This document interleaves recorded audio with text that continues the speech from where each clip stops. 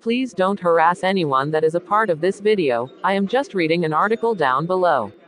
Warzone dev responds to console FOV slider demands in Pacific. For Warzone console players, an FOV slider has been a dream feature since the game's release, and finally, a dev has responded to the demands and potentially dropped a hint. Warzone Pacific Season 1 is on the cusp of releasing, and players are gearing up for one of the biggest content drops in the game's history. With the Caldera map and Vanguard's wide range of weapons set to be added to Warzone, it's safe to say the community is on the edge of their seats and ready for December 8th. However, despite all of these exciting new additions, console players still only have one feature on their minds, and that's an FOV slider.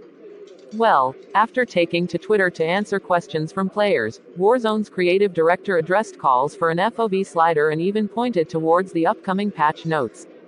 Warzone's creative director addresses calls for FOV slider in December 1st. Warzone's creative director took to Twitter to ask players whether they were excited about the upcoming Pacific update. During this time, they took the time to answer some questions, and one of them involved the addition of a console FOV slider. After being asked whether Warzone will ever add the heavily requested feature, the creative director acknowledged that as a console player themselves, they knew why the community was so desperate for a FOV slider and that they were listening to the players' demands. Not only that, but they also pointed towards the upcoming patch notes arriving on December 8th, suggesting an FOV slider feature may be mentioned ahead of the major update. While it's possible the patch notes coming with the Pacific update could reveal a release date or even include a FOV slider feature for console, it's likely that this won't be the case.